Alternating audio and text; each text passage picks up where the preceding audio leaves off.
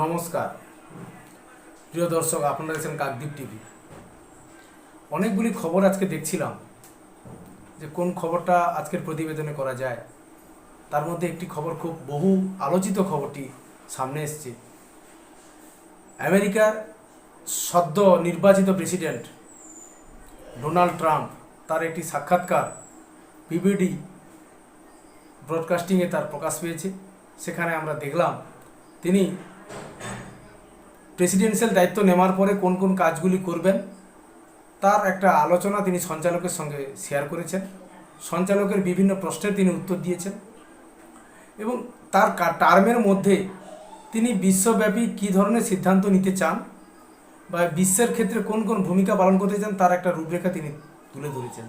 Obviously এখানে যে বিষয়গুলো সঞ্চালকের মাধ্যমে ফুটে উঠেছে, যুদ্ধ পরিস্থিতি এবং জঙ্গিবাদ, সন্ত্রাসবাদ, এই কয়েকটি বিষয় অত্যন্ত গুরুত্বের সঙ্গে সেখানে আলোচিত হয়েছে।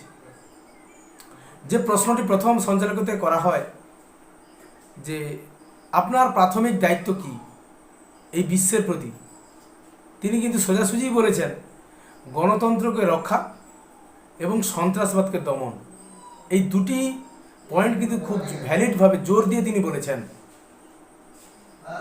এখানে রাশিয়া ইউক্রেনের যে যুদ্ধ, সেটাও প্রশ্নের মুখে আছে যে রাশিয়া ইউক্রেনের মধ্যে যে যুদ্ধ চলছে দীর্ঘদিন ধরে, তার ক্ষেত্রে তিনি কি ভূমিকা নিতে চান।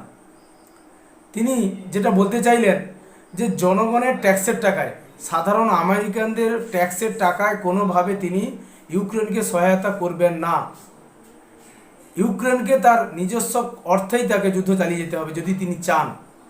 কিন্তু আমরা সমঝোতায় বিশ্বাসী। সেখানে আমরা রাশিয়া, ইউক্রেনের প্রেসিডেন্ট জেলেনস্কি এবং ট্রাম্প, সঙ্গে মোদি, এই চার ত্রয়ীর মধ্যে থেকে কি হবে না, বিশ্বকে কিভাবে যুদ্ধ মুক্ত করা যায় তিনি তার প্রয়াস চালাবেন। তিনি কিন্তু সোজাসুজি জানিয়েছেন। এর পরের যে প্রশ্নটা করা হয় মধ্যপ্রাচ্যের কন্ডিশন। মধ্যপ্রাচ্য বলতে Israel, Lebanon, Palestine, Iraq, Iran, Syria, Yemen, এই দেশগুলিকে নিয়ে, মিশর, এই রকম দেশগুলির মধ্যপ্রাচ্য বলা হয়। তার সম্পর্কে তার ভিউ প্রকাশ পেয়েছে। তিনি যে মন্তব্যটা করেছেন যে এই জঙ্গিবাদ এগুলো মূলত টিকে আছে অর্থের ফান্ডিংয়ের উপরে। অতএব এই অর্থের ফান্ডিংটা কে করছে? ইরান। এই ইরানকে যদি অর্থ ফান্ডিংয়ের থেকে রোখা যায় তবে কিন্তু অর্থের অভাবে জঙ্গিপনা বা এই সন্ত্রাসবাদটা কিন্তু বন্ধ হয়ে যেতে পারে। তিনি কিন্তু মূল জায়গাটা হস্তক্ষেপ করছেন। অর্থের ইরান যেভাবে এই সমস্ত জঙ্গি সংগঠনের হাতে অর্থ পৌঁছে দেয়, সেই অর্থের প্রবাহ যদি বন্ধ করা যায় তবে স্বাভাবিকভাবে জঙ্গিপনা এবং সন্ত্রাসবাদে ভাটা পড়তে পারে। তিনি ভাইটাল দিক ধরেছেন। প্রধান অর্থ প্রদানকারী দেশ হচ্ছে ইরান, যে মধ্যপ্রাচ্যকে এই সমস্ত জঙ্গি গোষ্ঠীদের দ্বারা নিজের কাছে বা নিয়ন্ত্রণে রাখতে চায়। তার বিরুদ্ধে তিনি কিন্তু সোচ্চার হয়েছেন। এটা গেলে একটা পার্ট। আরেকটি পার্ট এসছে, যে প্রশ্ন সঞ্চালিত এসছে পাকিস্তান এবং বাংলাদেশের সম্পর্কে। যে পাকিস্তান তো ভেঙে যাওয়ার উপক্রম, জঙ্গিপনা এখনও চলছে সমানভাবে। তিনি যে বক্তব্য বলছেন যেখানে গণতন্ত্র নেই সেখানে কিন্তু আমি নেই বা আমার নীতি নেই, সেখানে জঙ্গিপনা থাকলে সেখানে আমরা নেই, স্বৈরতন্ত্রের বিপক্ষে আমি। ইনি কিন্তু সোজাসুজি সে কথা বলেছেন। অতএব শাহবাজ শরীফকে দিকেও তিনি ইঙ্গিত করেছেন। আরেকটি কথা বহু আলোচিত, যেটা এই প্রেক্ষাপটে খুবই গুরুত্বপূর্ণ, বাংলাদেশের বর্তমান যে রাজনৈতিক অস্থিরতা এবং রাজনৈতিক যে কন্ডিশন, তার অনুসারে ট্রাম্প কিন্তু তার প্রাক নির্বাচনী যে প্রচারণা ছিল সেখানে তিনি বলেছেন যে জনগণের মৌলিক অধিকার রক্ষা করা তার প্রাথমিক দায়িত্ব, গণতন্ত্রকে রক্ষা করা, সন্ত্রাসবাদকে দমন করা, এটা তার অগ্রাধিকারের মধ্যে পড়ে। তিনি কিন্তু বারবার বলেছেন সে কথাটা। এখানে বাংলাদেশের ঘটনার প্রতি তিনি যে অবগত, তিনিও কিন্তু সেটা সঞ্চালককে বলে দিয়েছেন যে বিশ্বের কোথায় কি ঘটছে সে বিষয়ে তিনি কিন্তু খবর রাখেন এবং অবগত রয়েছেন। প্রেসিডেন্ট নির্বাচনের পরে দেশত্যাগী প্রধানমন্ত্রী। আমি দেশত্যাগী প্রধানমন্ত্রী কেন বলছি, তিনি কিন্তু হাসিনা এখনও পদত্যাগপত্রে সই করেননি। তিনি কিন্তু নির্বাচিত সরকারের প্রধানমন্ত্রী।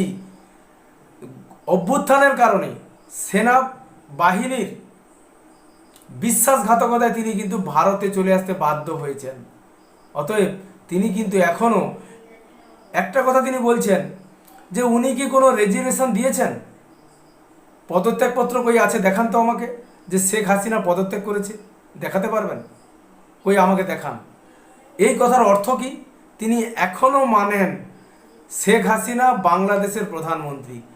তিনি যদি শেখ হাসিনাকে প্রধানমন্ত্রী বলে মনে করেন, তবে বাংলাদেশে যে তত্ত্বাবধায়ক সরকার চলছে সেটাকে আমরা কি বলবো? অবৈধ বলতে পারি, স্বেচ্ছাচারিতা বলতে পারি, ফ্যাসিবাদী সরকার বলতে পারি, যারা কিনা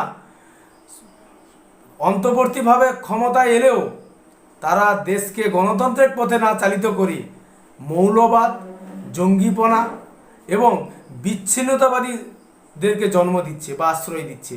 সেখানে বাংলাদেশের সংখ্যালঘু সম্প্রদায় এবং সঙ্গে যে শাসক দল ছিল তাদের নেতা নেত্রীদের প্রতি অবর্ণনীয় অত্যাচার নেমে আসে। সেটাও কিন্তু তিনি ভালোভাবে নেননি এবং তারও সেটা অবগত আছেন তিনি। এটা তিনি বলতে চাইছেন যে বাংলাদেশের ঘটনা প্রবাহ তিনি কিন্তু সঠিকটা জানেন, ওখানে কি কি ঘটনা চলছে। সেক্ষেত্রে বাংলাদেশের যে বর্তমান যে তত্ত্বাবধায়ক ইউনিট সরকার চলছে তারা কি করবে? পালাবার পথ পাবে না পাবে না? কোথায় যাবেন? দেশ ছেড়ে কোথায় পালাবেন? পৃথিবীর যে কোনো দেশে আশ্রয় নেন না কেন, সেখানে কিন্তু আমেরিকার লোক রয়েছে, আপনাদেরকে তাড়া করে বেড়াবে। অতএব এই স্বেচ্ছাচারিতা, জঙ্গিপনা এবং দেশের যে 2 কোটি সংখ্যালঘু সম্প্রদায়ের মানুষ রয়েছেন তাদের প্রতি যে বিদ্বেষ সোশ্যাল মিডিয়া এবং বিভিন্ন ইউটিউব বিভিন্ন প্ল্যাটফর্মে যে ছড়িয়ে দেওয়া হচ্ছে, এটা কিন্তু কখনোই ট্রাম্প বা আমেরিকা ভালো চোখে নিচ্ছে না। জনগণের মৌলিক অধিকার রক্ষা করাই আমেরিকার প্রাথমিক দায়িত্ব বলে তিনি বারবার স্মরণ করে দিয়েছেন। এখানে ইউনূস সাহেব আপনি এখন কি করবেন? আপনি কতদিন ক্ষমতা আঁকড়ে বসে থাকবেন? আগামীতে ট্রাম্প যখন জানুয়ারিতে শপথ গ্রহণের মাধ্যমে হোয়াইট হাউসে প্রত্যাবর্তন করবেন, দায়িত্ব নেবেন, তিনি কি ধরনের সিদ্ধান্ত নেবেন বাংলাদেশ সম্পর্কে? তিনি যদি এইরকম একটি ছোট্ট দেশ, যে দেশটি নাকি বিশ্বতে অন্য দেশের উপর সম্পূর্ণ নির্ভর করে রয়েছে, তাদের অর্থনৈতিক শ্রীবৃদ্ধি, রাজনৈতিক পরিকাঠামো সমস্ত কিছুর দিক থেকে, সেখানে পৃথিবীর 1 নম্বর দেশ যদি তার বিপক্ষে অবস্থান করে, ইউনূস সাহেব আপনার পক্ষে কতদিন এই গদি আঁকড়ে ধরে বসে থাকা যাবে? আপনি যেভাবে জাতীয়তাবাদের নামে আপনি সংখ্যালঘুদের অত্যাচারকেও আপনি চুপ করে সহ্য করছেন, দেখেও না দেখার ভান করছেন, দেশ একটা অস্থিতিশীল পরিস্থিতির মধ্যে যাচ্ছে তা দেখেও আপনি চুপ করে আছেন, সংখ্যালঘুদেরকে দোকানপাট, তাদের সম্পত্তি প্রত্যেক জায়গায় আগুন লাগিয়ে দেওয়া হচ্ছে, অপহরণ করা হচ্ছে, তাদের মৌলিক অধিকারে হস্তক্ষেপ করে দেওয়া হচ্ছে। সেক্ষেত্রে কি করবেন? দেশ চালানো আপনাদের কিন্তু আর কর্মে নেই।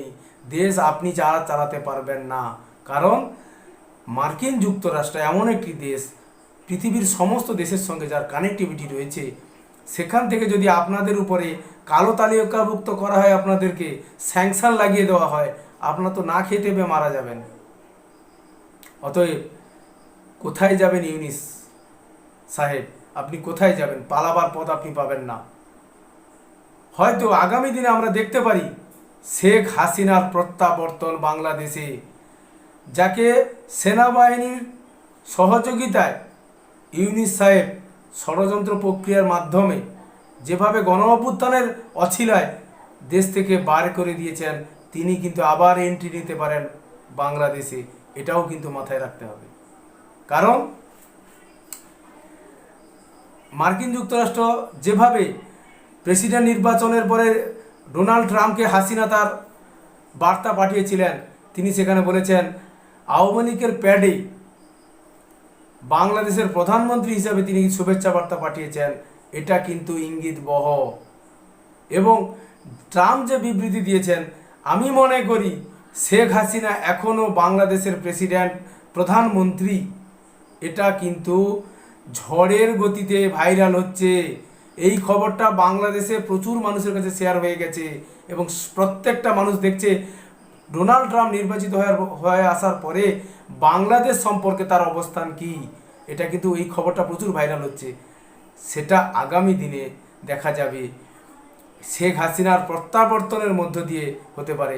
সেনাপ্রধানের সঙ্গে আমরা যে সূত্র মারফত জানতে পারছি, সেনাপ্রধানের সঙ্গে মার্কিন প্রতিনিধির বৈঠক কিন্তু শুরু হয়ে গেছে। অতএব যে গদি আঁকড়ে ধরার এত চেষ্টা শেখ ইউনূস সাহেব, আপনার কিন্তু আর বেশি দিন থাকা সম্ভব হচ্ছে না। আপনাকে বিদায় নিতে হবে এবারে। কোথায় যাবেন ঠিক করুন, কোন দেশে যাবেন। এইভাবে দেশকে অস্থিতিশীল পরিবেশ, অশান্তিময় পরিবেশের মধ্যে ঠেলে দিয়ে আপনি কোথাও পালাতে পারবেন না। তাই এটা বলতে পারি, শেখ হাসিনার প্রত্যাবর্তন স্রেফ সময়ের অপেক্ষা। আগামী দিনে শেখ হাসিনা খুব সম্ভবত খুব তাড়াতাড়ি বাংলাদেশের রাজনৈতিক অস্থিতিশীল পরিবেশকে নিয়ন্ত্রণ করার তাগিদে শেখ হাসিনাকে পুনরায় শপথে বহাল করা হতে পারে, এমনও কিন্তু সম্ভাবনা রয়েছে। তাই শেষ করার আগে প্রত্যেক দর্শককে আমার তরফ থেকে নমস্কার। ভালো থাকবেন, চ্যানেলটিকে সাবস্ক্রাইব করবেন, লাইক করবেন, কমেন্ট করবেন।